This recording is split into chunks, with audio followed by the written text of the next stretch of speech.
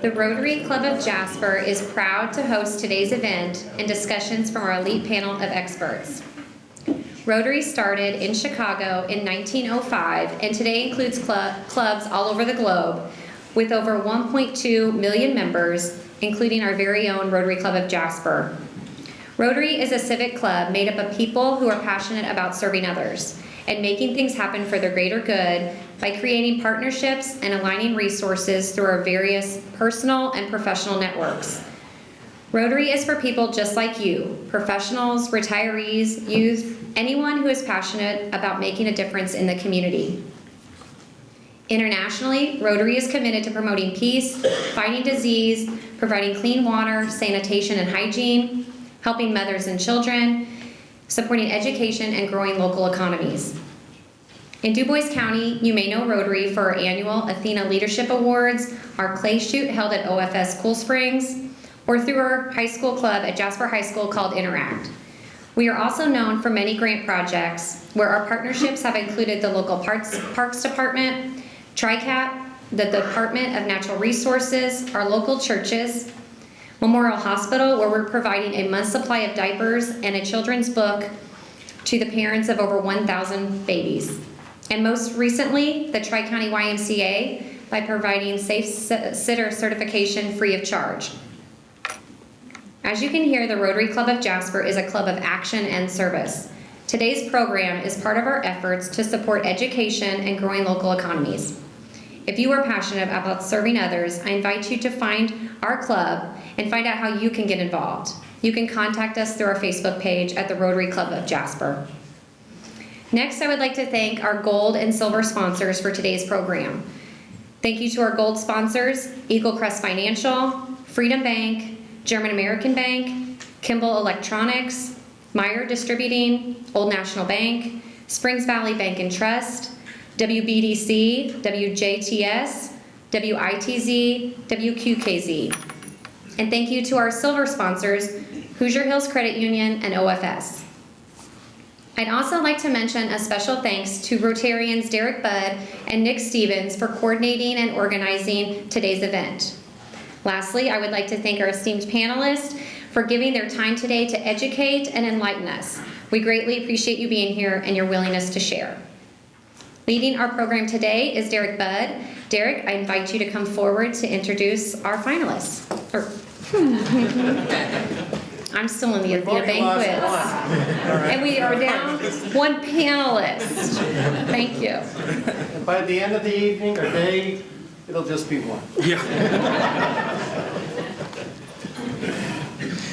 Voting will commence after the event to figure out who's left standing. So as you can see, we do have two panelists with us today instead of three. Was notified that Charles Trajinka was not able to make it due to some unforeseen circumstances. So Dr.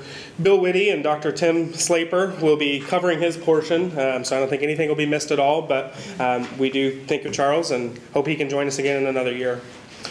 Some housekeeping before the panelists begin their forecasts. So we've got CPE credits for any CPAs in the room. There will be a sign-in sheet on the registration table in the back. Once the event's over, Nick will remind you of that, but just want to give you a heads up to put your name and emails down if you're looking for CPE today. As well, wanted to highlight that there are handouts at each of your tables for you. This is new this year, but this just gives a brief overview of the points discussed today so you can take home, you can make notes on this, and keep this going forward.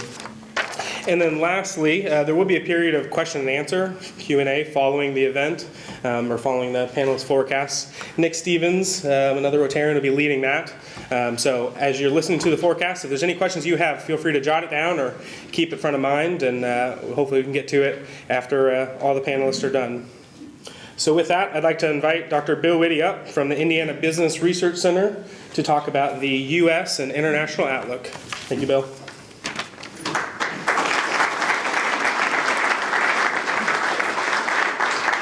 Thank you, Derek. Good afternoon, everyone.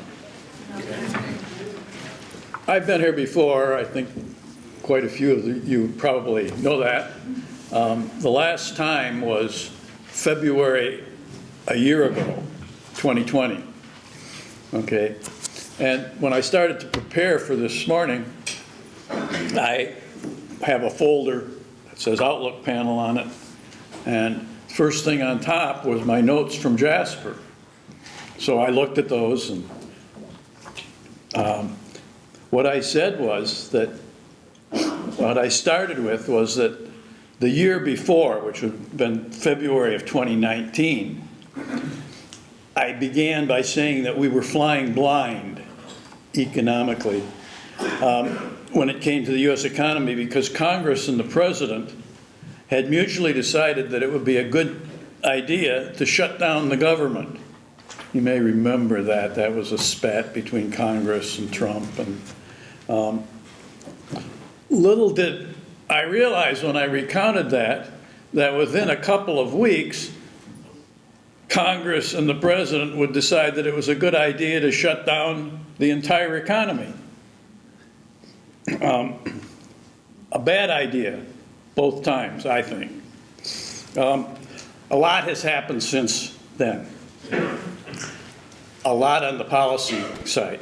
On the fiscal policy side, after the shutdown, 3 stimulus packages have been passed. A couple under Trump and then one after Biden took office. They total about $4.5 trillion. T, with a T there, trillion.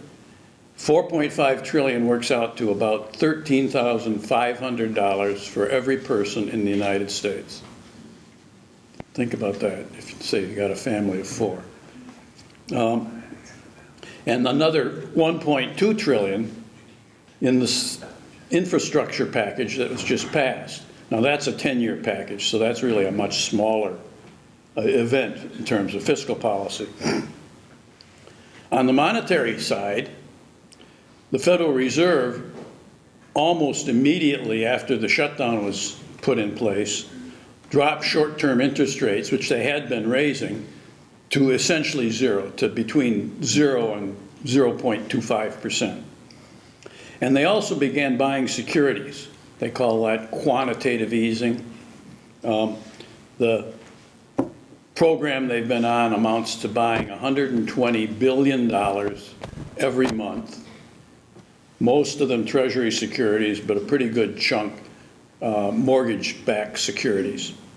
120 billion a month amounts to about a little less than $1.5 trillion a year. So that's big money too. All of this, the fiscal spending and the monetary side, has added a lot of push to aggregate demand in the economy, the buying power of all of the people in the economy. Some of that, a lot of that has been spent, but some of it is still to be spent, maybe a good bit. It's a little bit hard to figure out how much.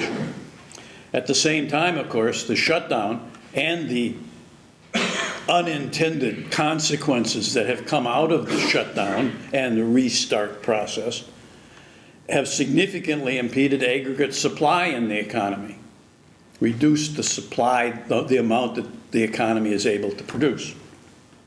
Higher demand, lower supply. What happens if you go back to your introductory economics, okay, even basic high school economics, I would hope. You move the demand curve one way and the supply curve the other way, it raises prices when you're lowering supply and increasing demand. And we're starting to see that. So what does all this mean for next year? Well, the forecast, some of it's laid out on the handout. At the national level, I'll give you the bottom line. We're forecasting something that's not a bad year, with one exception. On the output side, we think the economy will grow about 4%. And the numbers I'm giving here include the fourth quarter of this year and then all of next year. About 4%, maybe a little bit above, with the bulk of that growth over the next 3 quarters and then deceleration. On the employment side, sort of the same pattern, about 370,000 jobs per month, but higher at the beginning and then decelerating as you go through the year. by the end of next year, we have the amount of job creation down to about 200,000. Unemployment, it's been falling rapidly. It's come down to 1.3% in the last 4 months. That's a very rapid decline in unemployment. Right now, it's at 4.6%. That's the October number. We think that by the end of next year, it'll be down around 4%. Of course, if it continues at the rate it has been going, it'll be lower than that. I think that the 4% number would be about where most economists, people at the Federal Reserve, for example, and others in the government, think is full employment. So we're basically, the forecast coincides with the consensus idea of a full employment economy. I think we're at full employment already, essentially. I'll have to say more about that. And finally, this is the bad, that all's pretty good. This is the bad thing. Inflation, I think we'll have at least 3 to 4% inflation over the next 5 quarters. And there's more possibility to the upside above that range than below it. The main problems I see for the next quarter, this is a short run forecast really, are on the supply side of the economy. The basic scenario that I just laid out with faster growth immediately and then decelerating is a scenario where the supply side situation improves and improves over the year at a steady pace, which basically means we get out of some of the problems we've had. I don't really, that's what I have a model, a mathematical model, lots of equations, run it through a computer. That's what the model produces. It tends to produce smooth trajectories. I don't think the actual path of the economy will be nice and smooth, faster at the beginning and then decelerating. I think that there will be ups and downs. I think that working out the supply side to the extent that it gets worked out is going to be something that involves some kinks along the way, and that's going to produce some periods where we don't hit what I'm saying, and then maybe some where things are better. There are a couple of other wild cards. One is that inventories are very low in the economy, in a lot of parts of the economy in any case, and have been for a while. Firms and businesses have been running down their inventories to meet demand that isn't being met by current production. That means that at some point those inventories are going to be rebuilt. And typically, when that happens, you get a very big burst. The number, at least for GDP, goes up a lot. It could easily go up in a quarter by $250 billion. And that's enough to add 3 or 4% or 5% to the GDP number for a quarter. So we might see something like that. But overall, I think the trajectory I've got is not exactly right, but the sort of average of what I'm doing, I feel confident about that. Except that there are things that can go wrong. What can go wrong? The short answer is a lot can go wrong. And this is on the supply side. When economists think about supply in the economy, it's a pretty simple story. The supply side of the economy consists of the use of inputs. The inputs are capital and labor to produce output. Okay? 3 elements there. The use part, the capital part, the labor part. So starting with the use. What this means is all the procedures that we use to combine capital and labor and get output. Okay? And right now, there are a lot of problems there. Things are clogged up. A lot of it maybe is in the logistics system, but there are other elements there as well. The technical term for that kind of thing is all snarled up. This is the part of the problem that I'm least concerned about. And the reason is that markets, a market economy, is very good at unsnarling snarls, fixing them up. And I would bet that a lot of you are working on that. You're having problem getting some of the things you need and want, and you're working like little beavers to find a way to do it. One of the people that I work with some is a group that does forecasting for the transportation industry, for freight and stuff like that. And I can guarantee you, when they talk to customers, I get this secondhand, they're all working really hard to figure out how to get delivered the goods and stuff that they need to do, and how to get the situation at the ports cleared up and things like that. I think that that's going to work out. It probably won't be a smooth process, but I think that a lot of those problems will be worked out over the next year. And even one of the reasons that I think that I have a forecast where things are a little better at the beginning is that I think those will be worked out mostly by the middle of next year. And then you settle down to more normal. Okay, now that could be wrong. And new snarls could develop. And some of the problems in the supply chain thing are outside of the U.S. economy, in places where maybe markets don't work so well. The second element is capital, and that's the machinery and the factories and everything that produce goods. There are some deficiencies here in the sense that we simply don't have enough capacity to produce some of the things that we need to produce the goods that we want. And one of the problems here is that this is a worldwide problem. You really have to think globally in a lot of these cases because the sourcing of inputs is so broad. The sort of picture poster example of that is semiconductors. The answer to that problem, a capacity shortage, is to build more capacity. Problem there is that building more capacity, especially maybe for something like semiconductors, doesn't happen like that. It takes a while, a long while.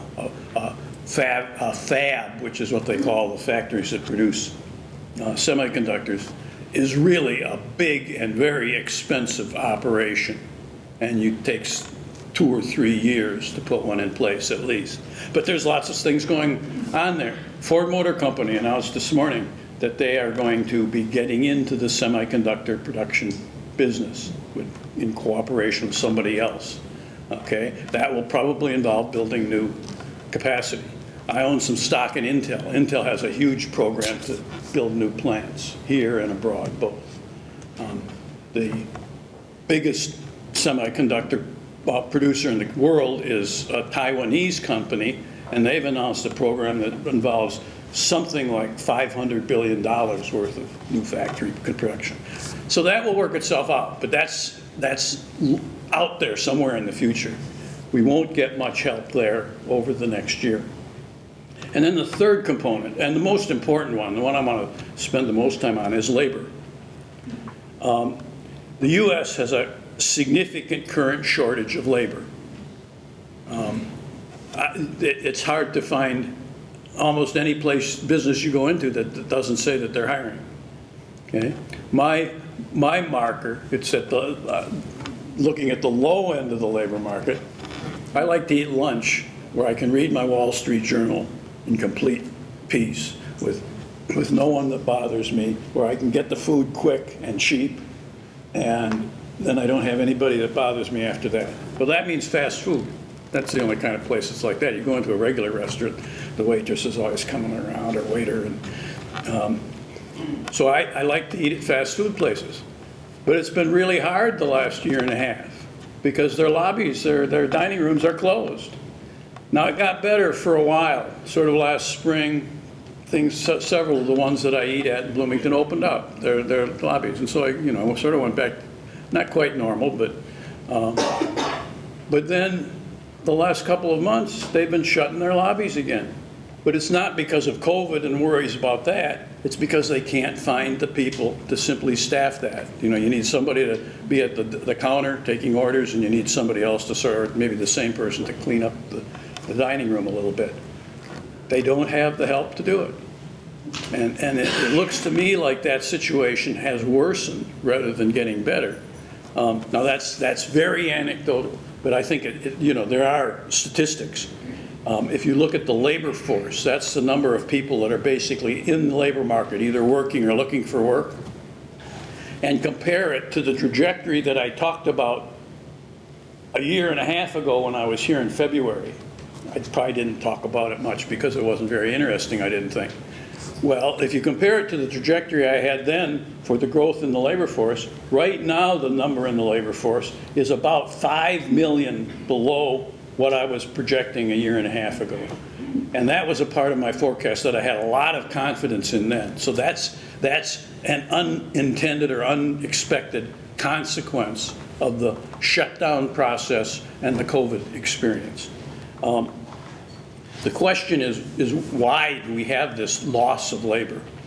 And secondly, what do I see for that gap, that 5 million gap, as we go ahead? Regarding the why question, I haven't seen any really good research. I've seen some pieces that look pretty good. Clearly, a big part of it, probably 2/3 or so of that 5 million, is people that have retired. That is beyond what you would normally have expected. A lot of people retired, and you can see this. Suppose you're somebody who's planning to retire at maybe 62 when you can get Social Security. You're 58 or 59 when the COVID shutdown hits. You lose your job. You don't know if that job is going to come back, and you don't know if you can get other jobs. You maybe look around a little bit, and for a while don't find anything, and you decide, well, heck, I'll just tough it out for a couple of years until I can get Social Security and retire now. And of course, the government is sort of sending you checks, and that makes it maybe a little easier. So that's one part of the problem. A second part of the problem is that the participation among females has dropped. Male participation, everybody's participation went down to begin with, but male participation has come back more to like what it was before COVID, but female participation hasn't. And the explanation that I see most often for that is that women in the economy, when working in the economy, have more responsibility for child care or maybe care of parents or whatever than men do. Now that's maybe not the way things should be, but that's the way things are. What does this say to the future? Well, one thing is that when people retire, they usually stay retired. Not entirely always, so there may be some of those 3 or 4 million that come back, but probably most of them are gone. So we're not going to get that back.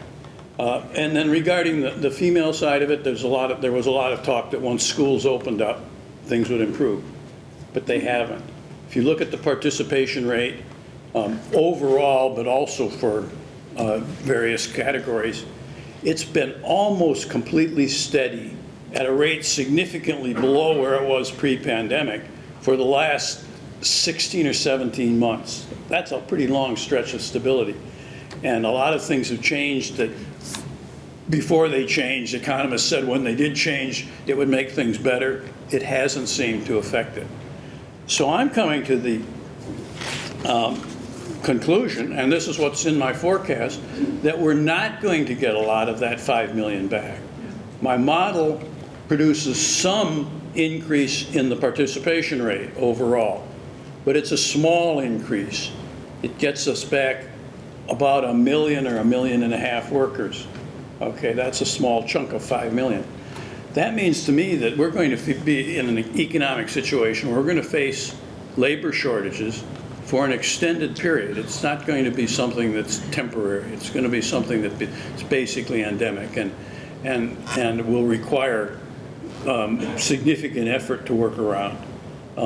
It also produces problems because labor markets, when they're tight, one of the ways that you work or try to work around that is you raise wages. And nearly all of these places that have, a lot of the places that have help wanted signs also have, we're paying, the fast food place, they have signs out that say they're paying $15 an hour, $16 an hour, okay? That's a lot higher than what you could get working in those places 2 years ago. And that's important for the inflation picture because if wages go up, firms will be raising to the extent they can, and right now they can, their prices to cover the higher costs. But if higher costs raise the cost of living, those workers who are still in a good bargaining position will be on there asking for more wages. And if they don't get them, they'll say, see ya. Okay? One of the interesting things, there's a report that comes out called the Job Openings and Labor Turnover Report. It comes out every month. And the latest one was September data. It had that 4.4, I think it was, million people left a job, quit a job in that month. Record high, okay? That's an interesting number. You know, the labor market, this morning they released the number of new claims for unemployment. It went down 200,000 or something. The labor market involves an enormous amount of churn. Employment grows like 200 or 300,000 a month, okay? But underneath that, you've got 5 million people that left some job or got laid off, and 5.3 million that were hired, okay? But that 4.4 million says to me the labor market, number one, the labor market is really tight, and workers are quitting jobs because they can get something better, mostly. Okay, they're not quitting because they're just, you know, dropping out. Okay? So I think that inflation is going to be a problem. And now I'm going to read exactly what I have here. I have a feeling that my former colleagues and students at the Federal Reserve are in for a hard year. Okay? On that cheery note, I will turn things over to Chuck, who would tell us what we can look forward to, whether we can look forward to another record year in the markets. Well, I'm Chuck for a while. Tim is going to be Chuck. I mentioned my colleagues and students at the Federal Reserve, and I have both. I have several students who work in staff positions at the Federal Reserve, and I have one student, he was a graduate student, got a PhD at IU in about 1990 something, who is the president of the Federal Reserve Bank of St. Louis. If you watch the financial networks, you see him. His name is Jim Bullard. Okay, so he sits there, and when they decide on stuff, he's right there on the table. And another person who is also at the same table is Christopher Waller, who was confirmed, his appointment to the Federal Reserve Board was confirmed right at the end of last year, one of the last things that happened under the Trump administration. He was on the faculty in the economics department. I'm in the economics department, by the way, not the Kelley School that they let me in, or I sneak in, I don't know. But he was on our faculty for 13 years. Started at IU and must have been mid-'80s and left in the '90s. I hired him, and now he's on the Federal Reserve Board. He and Jim have their work cut out for them. Now, if we think about monetary policy, and this is getting into the markets, monetary policy has two basic tools. One is that they control short-term interest rates. Okay?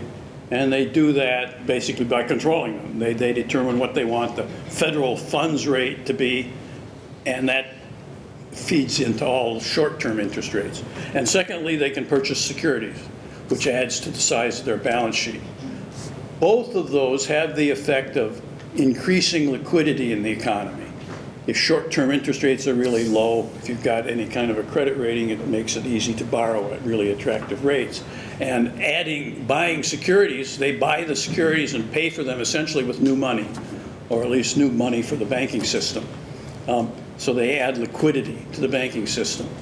The idea of both of those is that it will, with all that liquidity, it will encourage activity in the economy.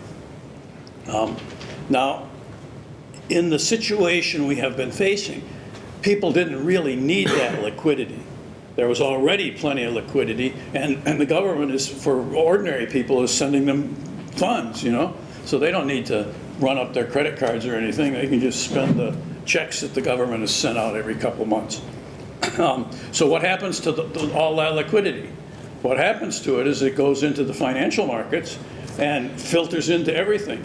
And with interest rates really low on securities, if you want to get a return, you have to move your way up the risk curve, which means it's good for the the financial markets, the equity markets. So the stock market has been on an absolutely unprecedented tear for the whole period of this, except for the very first couple of weeks of the shutdown. But after that, the market has just been unbelievable. Okay? Now, as a side fact, of course, the people that are making out in the market are not the ordinary people at the bottom of the heap. It's the people at the very, very top. The Federal Reserve claims that it has an interest in equity, but their actions say otherwise. Now, looking ahead, suppose that what I'm saying about inflation, that there's a real danger and the danger of a wage price spiral kind of thing. The Federal Reserve sort of initially said when inflation started to move higher that it would just be temporary and transitory. It was all sort of special stuff. There aren't many people in this room, almost no one, and at the Federal Reserve and anywhere else in the government that remember the last time we had inflation, real inflation, which was back starting in the late 60s and running through the 1970s into the 1980s. But I'm old enough to remember that, and I was paying attention back then. I was doing my graduate study in economics in the first half of the 1970s, and then out there in the real world, well, as real world as Penn State gets, in the second half. And I was paying attention to what the Federal Reserve was saying. The guy at the Federal Reserve then was Arthur Burns, and he was the chairman of the Federal Reserve Board, the same position that Powell has now. And what he was saying was that, oh, this is just all special stuff. It's not anything to worry about. It's just, there's a problem in this industry and it's driving up prices, but that's going to go away. That's just what the Federal Reserve has been saying. He was completely wrong. The result was that their policy was behind the curve the whole way up. Right now, the Federal Reserve's policy is behind the curve. They've started to cut back on their purchases of securities. That's tool number 2. They haven't started anything to raise interest rates, but they will have to do that if I'm right about inflation and they're not so right. And when they do, things are going to get sticky. And I think they will get particularly sticky. They're cutting back on their purchases of securities, so that's going to be one support that's going to disappear over the next 4 or 5 months. By the middle of next year, if they're raising interest rates, I think that the underpinnings of the stock market boom that we've had are no longer going to be there. And I think that's a real worry. If you look at the relationship between financial markets, equity markets, and inflation, the basic story is that low inflation is not so bad. That inflation up to about 3% actually produces good results in the financial markets. The average return in the stock market is better in periods like that than with lower inflation. But it's a lot better. If you go above that 3 or 3.5%, then the markets get in real trouble. And they were in real trouble most of the 70s. That was when I sort of started to invest seriously, and I was also handling some money for my mother. And it turned out really badly. The market basically went nowhere for 10 years. And by the end of that 10 years, interest rates in the economy, I moved to Bloomington, 1980, bought a house in 81, and I had a 15.5% mortgage. Think about that. Most of you are probably paying about 3%, right? 2.5, 3, something like that. 15%, you really remember that, but there's nobody on the Federal Reserve Board that remembers that. So I'm worried about that. Now, Chuck in his notes has a lot, which he sent me a copy of, had a lot of stuff about how you can figure out it's finance talk, what price earnings ratios are, they're really high. What earnings prospects are, they look okay, and stuff like that. And the problem with that, I've listened to Chuck do that every year, and he does it pretty well. I mean, and he clearly has control of facts and everything, and the theory. The problem I always have is that the stock market is forward-looking.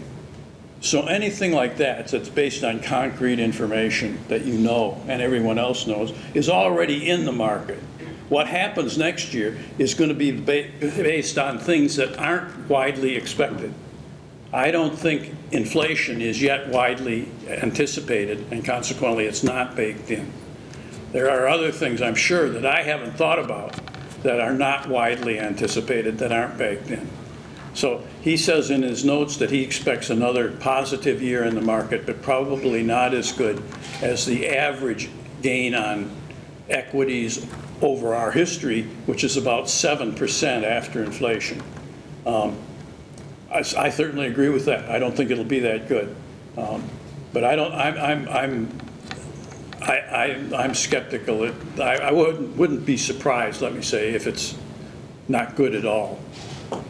I think it's a time to be cautious in your allocations. And you certainly want to be diversified. And on the fixed income side, if I'm right, interest rates are going to be higher, maybe substantially higher a year from now than they are now. And that means that the value of fixed income securities will be lower. And the way you avoid that is you go short. You look at the duration of the securities you're buying if they're fixed income. That's a measure of how sensitive they are to higher interest rates. And you want something that's really short, 1 year, something like that. So that's what I have to say. So now I'll turn it over to Tim. Tim's going to talk about the Indiana economy, and he may also elaborate on the financial market. So Bill, when James Bullard gives you a call, do you read him out about the equity issues?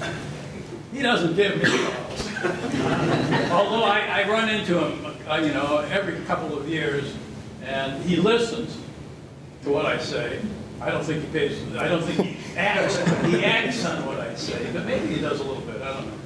He has gotten more cautious recently about the risks of inflation. So Bill has just not only given you Econ 101, but Econ 102 as well. He did a very comprehensive examination of the national economy and a lot of the things that are related to Indiana. I only have, I'm going to be short, 2 words for you. Economic vertigo. Economic vertigo. Now, you can't see this. I'm going to pretend that I'm going to do my best to replicate that back here. Bill, this is your handiwork here. All right. Normally speaking, if you look at employment growth, it kind of goes from down here underneath WITZ all the way through Freedom Bank up here above Eagle Crest. That's usually how it goes over time. What we've experienced, hence the vertigo thing, is that it started out here and went way, way above the G and the O in terms of unemployment, and then dipped down in terms of unemployment as, well below Kimball, as people started getting rehired at hotels, industry, firms, all the rest of it. So in other words, this little graph here, if you look at the unemployment rate, spiked and dipped, and then kind of comes back up here and wiggles around a little bit, and then that's sort of what we expect at the end of 2022. Now, if you were to look at employment, it would be exactly the opposite, right? So employment would do this and then would go down to the floor. And then when people say the service industries just bounce, just employment growth in the services this last quarter increased 80%, it's well, we were down here. So yeah, 80%, we're getting back to normal. But it's still a matter of economic vertigo, right? These spikes, these dips, and then things over time kind of even out. I think Bill's right that it's not going to be that nice, smooth, continuous line. but it's not going to be as, shall we say, whiplash-inducing as we've experienced in the last 18 months. So for example, in Indiana, we lost about 380,000 jobs as a result of the pandemic, officially.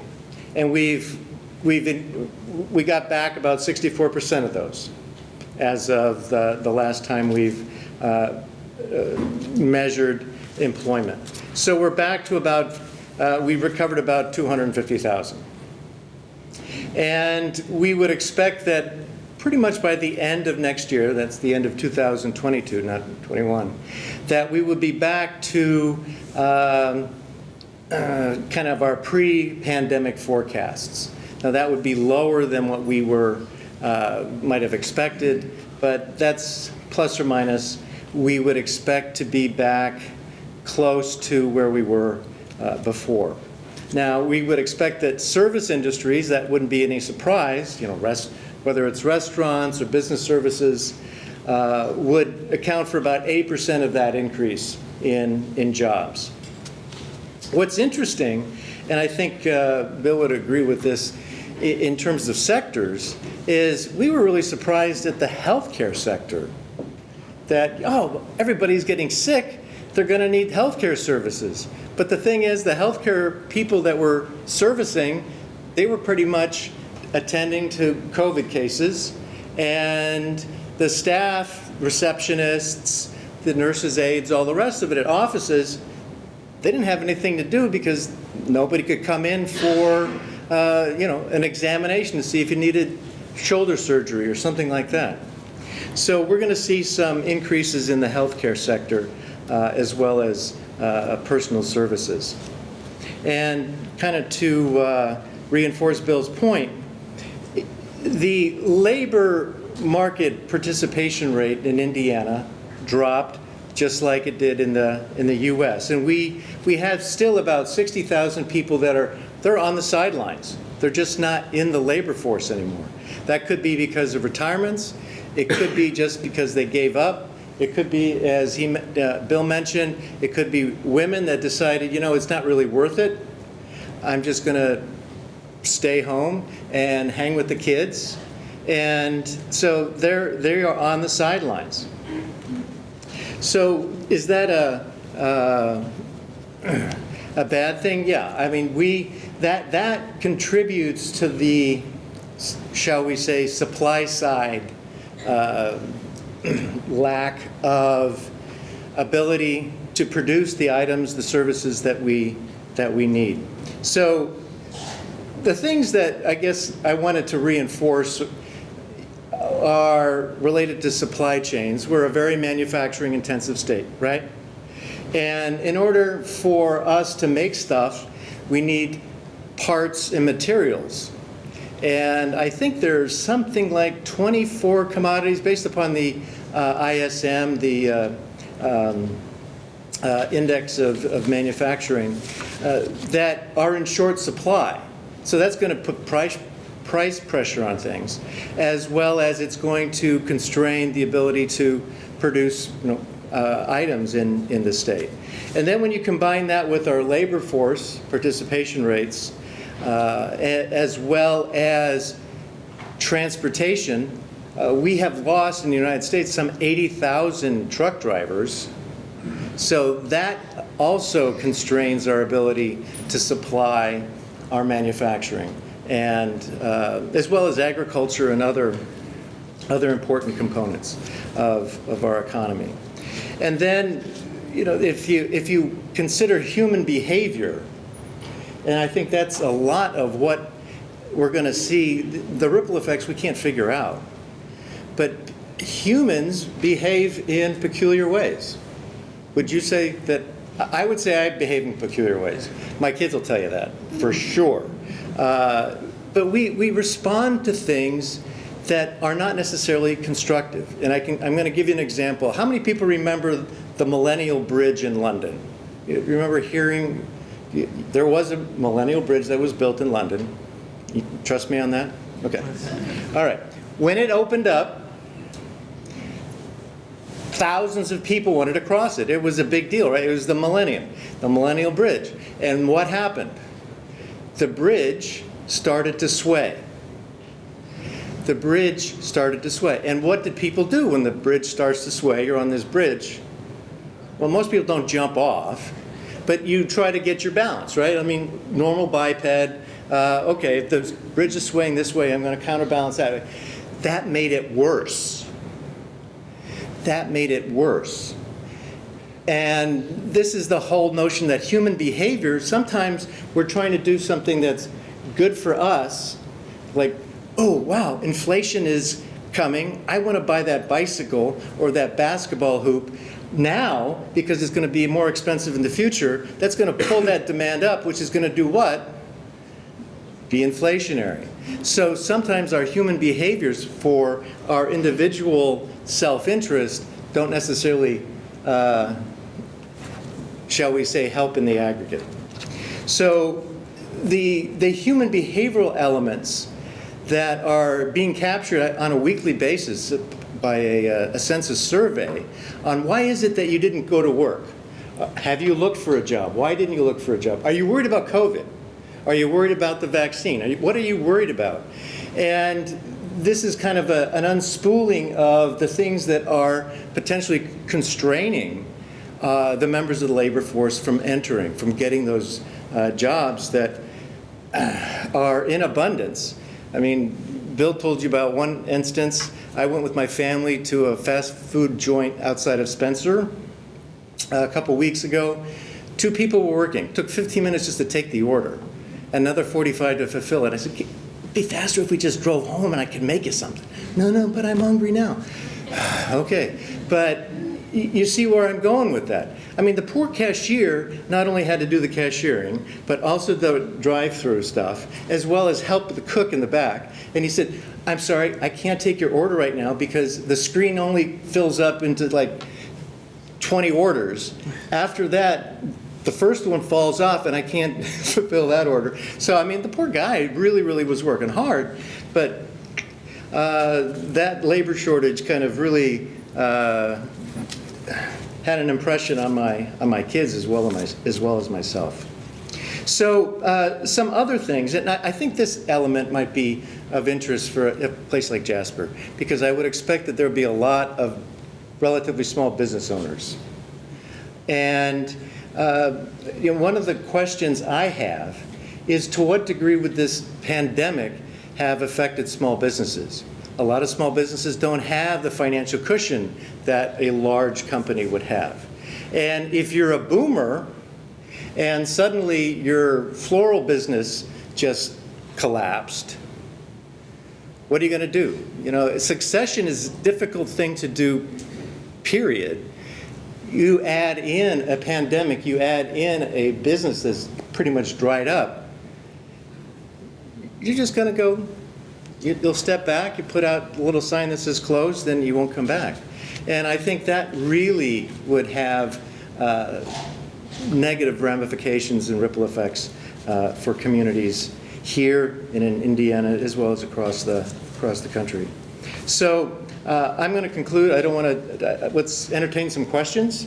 And again, 2 words, which are economic vertigo. Thank you.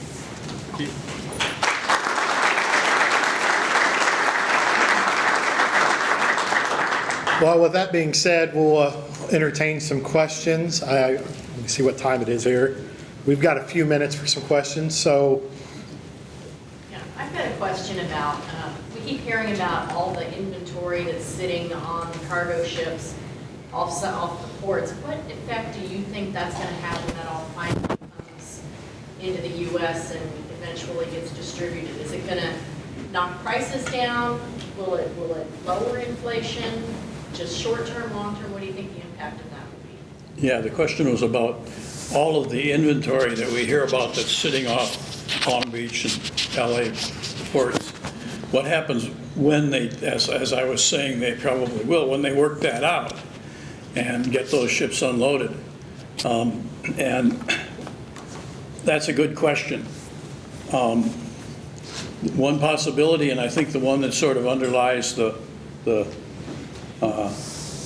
Federal Reserve view that I talked about, is that when that happens, all of a sudden the supply will be more than adequate to meet the demand, and what we have seen recently in terms of prices going up will in fact prove to be temporary, and prices will come down.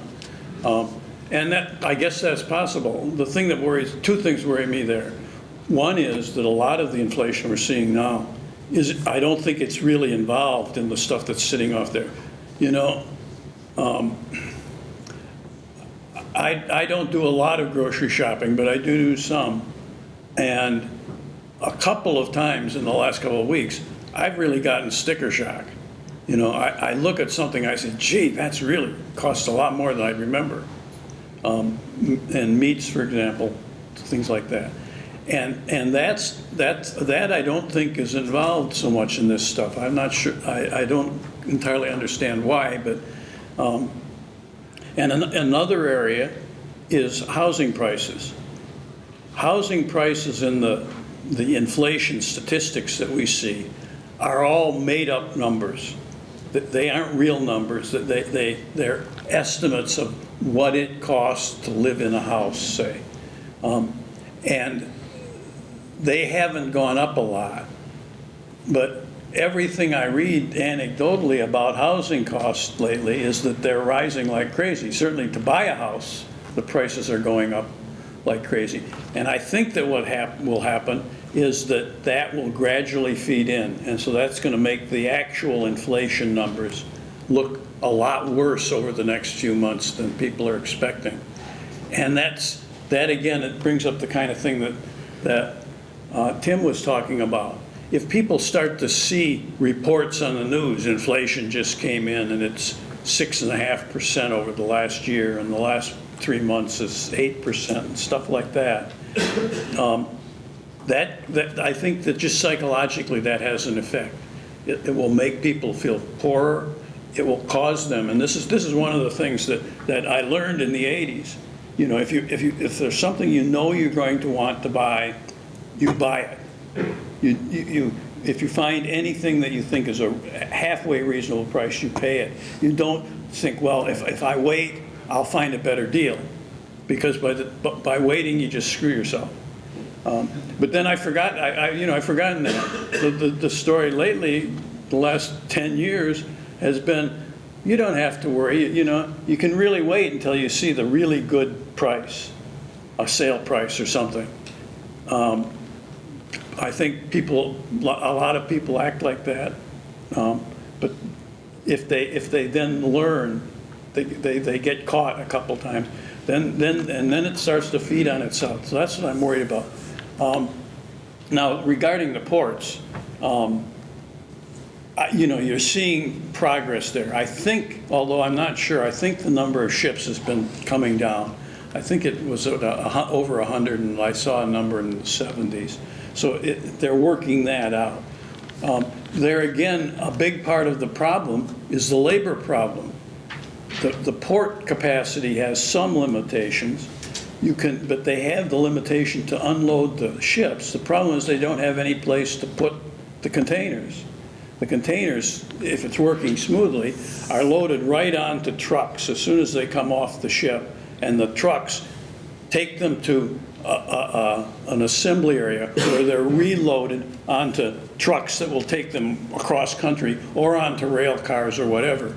Problem is you need truck drivers to do that, and they simply don't have the truck drivers who work in the ports taking stuff from the ships out of the port itself to handle the load. So if they can't move the containers out of the ports, you can't move new containers in off the ships. So again, it's a labor problem. And Tim mentioned the shortage of truck drivers. And some of that is you can work around. Some of it is the result of regulation. We could work around those, but whether or not those regulations will be changed is, you know, that's a political question. You know, there are lots of little kinks like that can occur. I'm not completely gung-ho on regulation.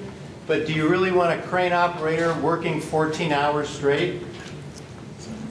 Probably not. So there are regulations for safety, and those jobs are extremely well compensated. And if you're running a port, you don't want to have excess personnel making $250,000 a year, straight up. I mean, that's kind of their paycheck. So it is not a very robust supply chain. We've engineered in all these efficiencies, but it's also engineered a lot of fragility. So we can't answer your questions. Do you think that the stimulus checks that were given out to individuals in any way correlates to small businesses' inability to find workers? Because we hear about all these national jobs that are going to be created by this bill or that bill. We can't find workers for the jobs we have now. How that stimulus money, do you think, has affected people's ability to work or not look for work? Well, the question was how the stimulus checks that went out affect people's willingness to work. And I think it clearly could have some negative effects. And another thing that was mentioned a lot were the unemployment benefits that were paid, which in many cases, for people who are low-wage workers, amounted to significantly more than what they had been earning. But those have ended. And of course, there was a lot of talk that once those end, those workers will then come back in. But as I said, the participation rate hasn't increased. So the stimulus checks are now in the rearview mirror. And if that had been a factor causing people, I got this, I don't have to work right now. But, a few $1,000s will last you for, even a low standard of living won't last a whole long time. So you would think that if that were a factor, it would be coming back in. Now, the other factor about stimulus checks, of course, is that an awful lot of that money went to people who, frankly, didn't need it. I sit in on a group of emeriti faculty, and when the stimulus checks were coming out, there was a lot of discussion among them. Have you gotten your stimulus check yet? And how you can go about getting it. But none of those people needed those stimulus checks. They all have retirement from IU and they're drawing Social Security, and they have savings. And the shutdown didn't affect their income at all, not at all. And in fact, in some ways it reduced it because they spend a lot of money eating out and traveling and stuff like that, and they couldn't do that. So their financial situation almost certainly improved. The result was that a lot of people in that kind of situation saved the money. They didn't spend it. And if you look at it, there's a huge amount of excess saving over the last 18 months on the order of $1.5 trillion. And the thought was that once we get through this and COVID, people can go out and eat again and stuff like that and start to travel, that money will be spent and we'll see a huge spurge. It doesn't, that's another thing like the participation rate. It doesn't show any real signs of happening. Consumption is strong, but it's not heading higher. It's starting to settle down a little bit. So there are a lot of puzzles. This whole exercise, I said we were flying blind when I was here a year ago, but we've really been flying blind. Back in 2019, we were flying blind because we just didn't get government data. The government people that produce the data shut down.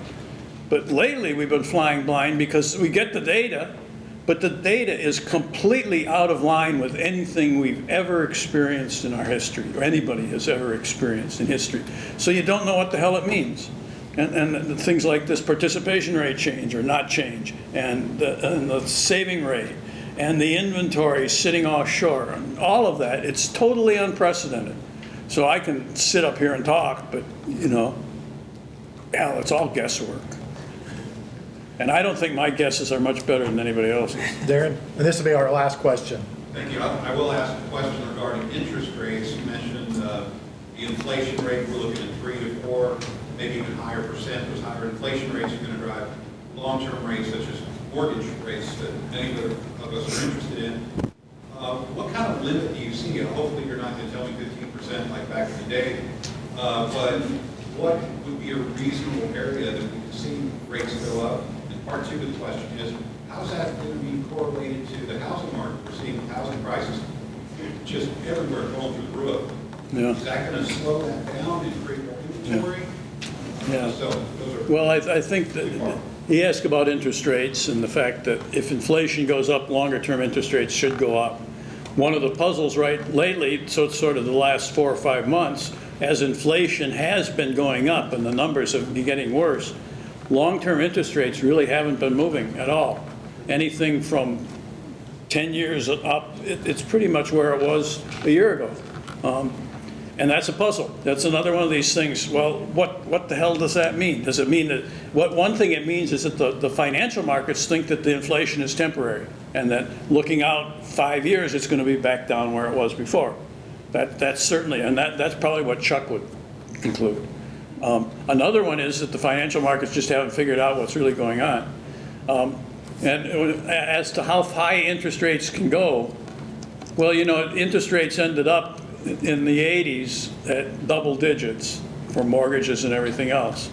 But it took 10 years of gradually ratcheting up and up because the Fed was behind the 8 ball the whole way until finally Volcker raised interest rates on federal funds to 20%. That solved it. But the question is how high they can go depends on how long it takes the policymakers at the Fed, to figure out that they really have to bite the bullet. Now, in terms of what that means for housing, I think it means higher mortgage rates, and I think that housing is a lot of almost any kind of financial asset, including houses, which a lot of people treat as a financial asset, are in bubble territory. They have been going up at unsustainable rates, and Herbert Stein once said, if something is unsustainable, it won't be sustained. Words to those effect. That, in case of a financial bubble, that means the bubble's going to burst, and people that buy it. So that there are people, I think, out there now, say in real estate markets, some of them probably buying at the top, and they're going to regret it. That's the, you know, economics is the dismal science, and that's me being dismal. A great place to end. Again, thank you.